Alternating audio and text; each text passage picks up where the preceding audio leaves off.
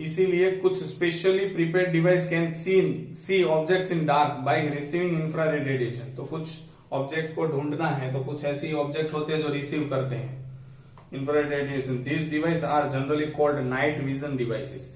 Night vision camera भी आते हैं, ठीक है। तो ये डिटेक्ट करने में हेल्प करते हैं। That is they are used in surface to air missile for the tracking and destroying enemy planes. ये इंफ्रारेड रेडिएशन हमेशा चलते रहता है, जिनको हम लोग रडार बोलते हैं। तो ये क्या करते हैं कि इससे पता चल जाता है कि हमारे एनिमी के टैंक कहाँ है, प्लेन कहाँ है, और मिसाइल वहां डायरेक्शन देके उसको उड़ाया जाता है। The on board sensor of infrared radiation in the nose of the missile detect heat trail left by the enemy planes and feed it to the computer. The computer then guides the missile towards its target. तो missile ऐसी छोड़ दी जाती है और missile के आगे heat sensitive radiation receive करने के लिए कुछ इंजन होते हैं। तो वो जिस साइड से हीट आती है, भाई प्लेन यहाँ पे है तो वहां से वो डिटेक्ट करते हैं कि यहाँ पे हीट है, ठीक है। तो फिर कंप्यूटर में जाता है, कंप्यूटर उसको गाइड करता है तू इस साइड मुड़ जा। तो ये वो पीछे दौड़ने वाली मिसाइल, आप याद रखो। They are used to detect disease in crops by measuring heat radiation from the crop via satellite. We can find any changes in the heat radiation pattern. These changes generally due to the some kind of diseases. Thus by such early warning we can save our crops. बहुत बड़ा field है और कुछ बीमारी आई है कि नहीं पता नहीं चलता है। जितनी भी आपको पता है बीमार जब आप हो जाते हो तो आपकी बॉडी का टेम्परेचर बढ़ जाता है। सेम थिंग होता है क्रॉप में, प्लांट में। अगर बहुत बड़ा फील्ड है और कुछ उसमें बीमारी आ गई तो उसकी हीट रेडिएशन बढ़ जाती है। तो वो डिटेक्ट करते हैं सैटेलाइट और बता देते हैं पहले से कि यहाँ पे हीट बढ़ रही है, मतलब कुछ डिजीज आया है। तो इजीली वो टैकल कर सकते हैं, ठीक है। नेक्स्ट अब है ultra violet spectrum, the region of spectrum which extend beyond the violet. तो ये ऊपर जो था beyond red that is infrared, beyond violet that is ultra violet rays, ठीक है। Ultra violet UV rays is problem. ये इंफ्रारेड मतलब red के बियॉन्ड, अल्ट्रा वायोलेट मतलब वायोलेट के बियॉन्ड आगे, ठीक है। नाम से ही पता चलना था।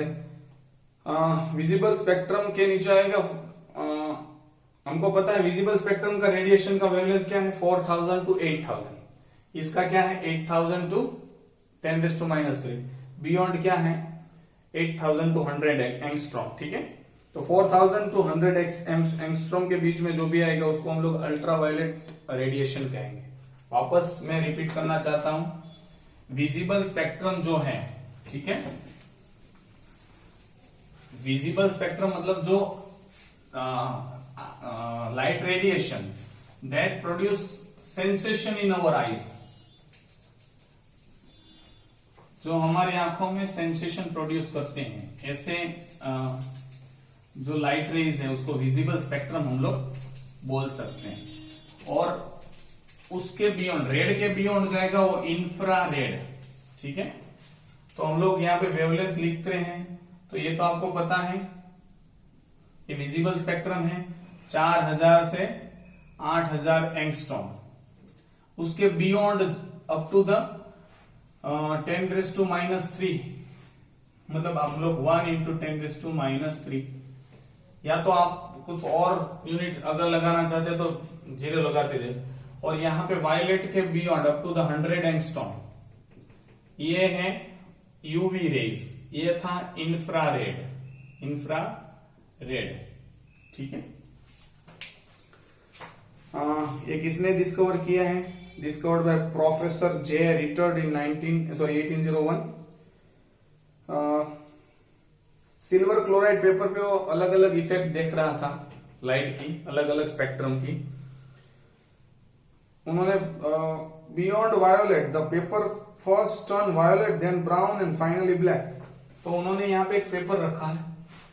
अब यहाँ पे उसको इफेक्ट देखने को मिलेगा, लेकिन वायोलेट के बियॉन्ड भी पहले तो कुछ वायोलेट हुआ, फिर ब्राउन हुआ और कुछ अलग अलग शेडिंग उसको देखने को मिली, ठीक है। ये सिल्वर क्लोराइड पेपर है जो नेगेटिव्स हम लोग बोलते हैं वो। इस एक्सपेरिमेंट से उन्होंने ये किया कि कुछ इलेक्ट्रोमैग्नेटिक स्पेक्ट्रम वायलेट के बियॉन्ड भी है।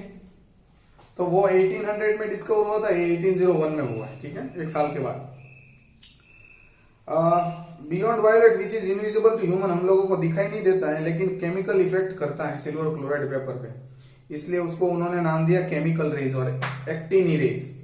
लेटर बाद में पता चला कि ultraviolet rays and the region containing these rays are ultraviolet spectrum, उसके बाद उसको अल्ट्रावायलेट रेज नाम दिया, और जिस रीजन में अल्ट्रावायलेट रेज आपको देखने को मिलते हैं दैट इज अल्ट्रावायलेट स्पेक्ट्रम।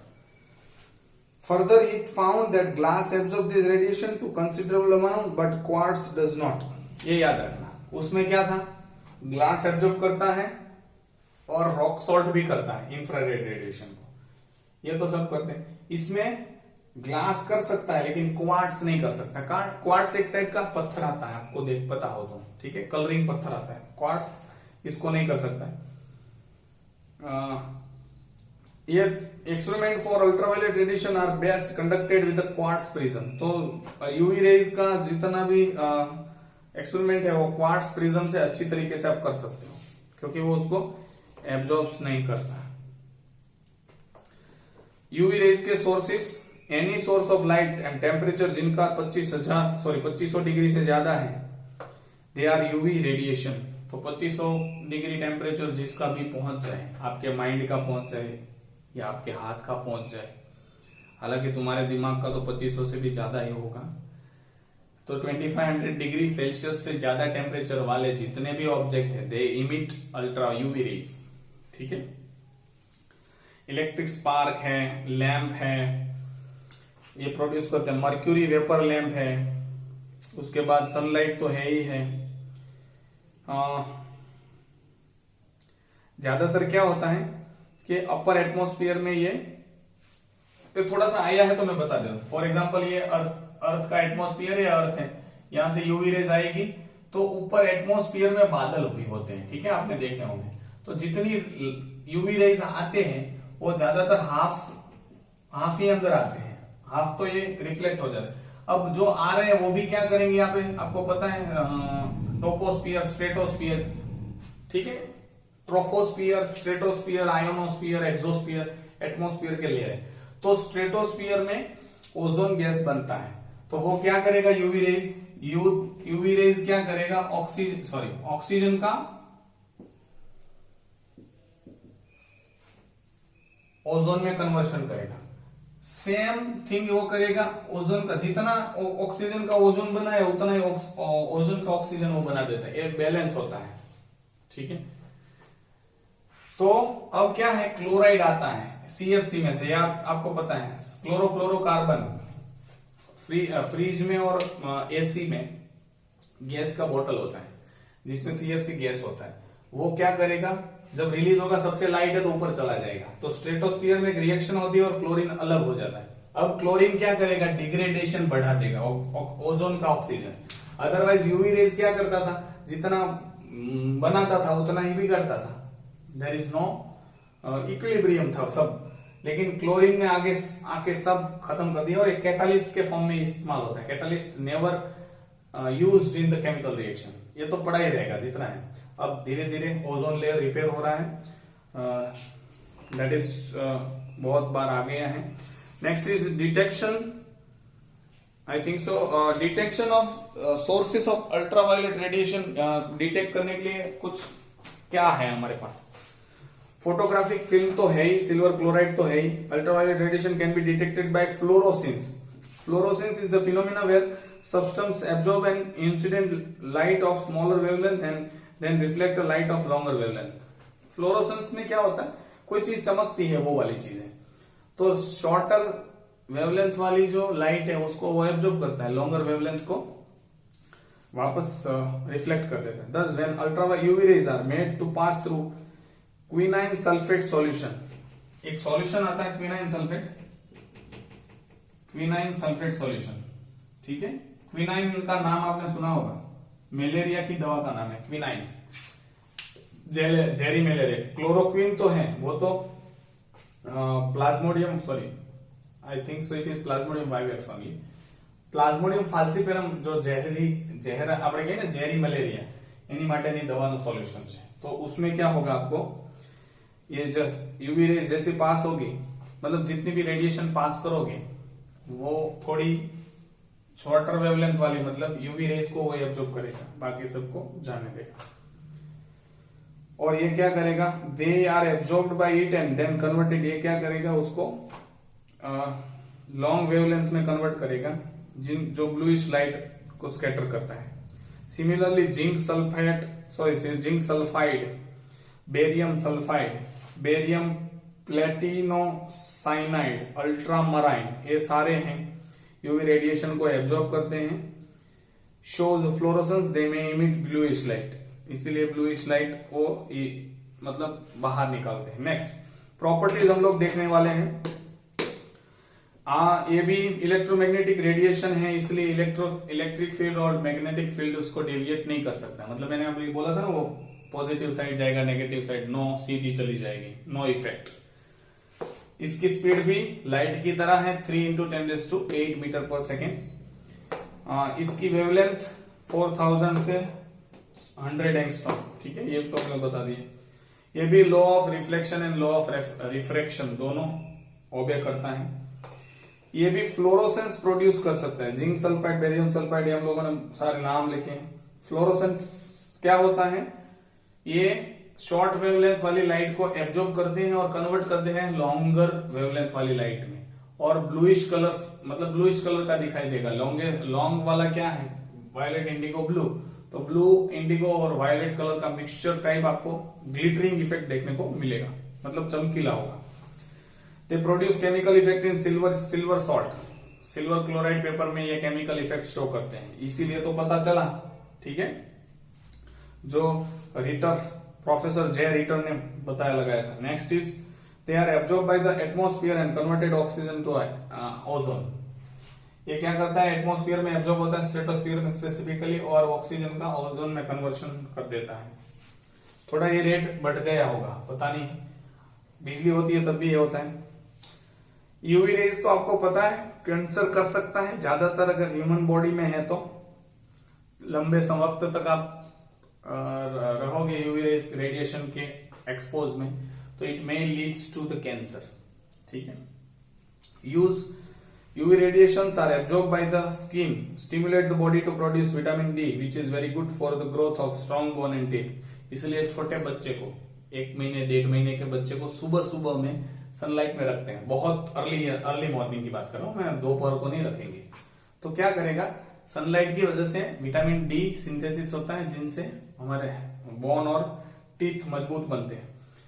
लेकिन अगर सीधा डायरेक्टली आंख में जाएगा तो ब्लाइंडनेस आपको आ सकता है, अंधापन। इसीलिए सबको बोलते हैं सन के तरफ सीधा नहीं देखो, और during Eclipse, solar Eclipse, lunar Eclipse जो भी होते हैं, चंद्र ग्रहण, सूर्य ग्रहण, सीधा क्यों नहीं देखना चाहिए, क्योंकि यूवी रेज आते हैं सीधे आंख में और आपकी आंख खत्म हो और बंद, आप अंधे हो जाओगे। और वेल्डिंग जो करते हैं, क्योंकि उसका टेम्परेचर, वेल्डर्स का टेम्परेचर कितना होता है, 3100। ऑक्सी एसिटिलीन फ्लेम होती है, 3300-3100 टेम्परेचर होता था। अभी तो बोला सोर्सेस है यूवी रेज का कौन, 2500 डिग्री से ज्यादा वाले। तो वेल्डर्स क्या करते हैं, सामने वो रखते हैं, आपने देखा होगा वेल्डिंग करते करते वो आगे कांच रखता है, या तो ब्लैक कलर का चश्मा पहनता है प्रोटेक्ट करने के लिए, ठीक है। UV rays is lethal effect on micro organism. आपको पता है कुछ दिन बादल आ जाते हैं एक हफ्ते तक, स्पेसिफिकली मॉनसून में, ठीक है, तो बहुत बीमारी फैलती है। जैसे ही सन रेज आ जाते हैं तो सारे माइक्रो बैक्टीरिया को मार देता है। लीथल मतलब मौत, डेथ कोज करने वाला। इसीलिए जो सर्जिकल इंस्ट्रूमेंट है, सर्जरी करने वाले इंस्ट्रूमेंट, उसको यूवी रेज रेडिएशन का एक्सपोजर देते हैं। आपको पता है ड्रिंकिंग वाटर, आरओ प्लांट में भी यूवी रेडिएशन पास करते हैं पानी में से, तो माइक्रो ऑर्गेनिज्म मर जाते हैं। UV radiation used to detect adulteration in ghee because its property of fluorescence. कोई भी घी डुप्लीकेट है, मिलावट वाला है, तो यूवी रेज उसमें पास करते हैं, तो ब्लूइश कलर आना चाहिए। अगर नहीं आ रहा है, क्योंकि फ्लोरोसेंस प्रोड्यूस करेगा घी, अगर नहीं प्रोड्यूस कर रहा है तो वो एडल्ट्रेटेड है, मिक्स वाला है, कुछ किसी ने मिक्स कर दिया होगा।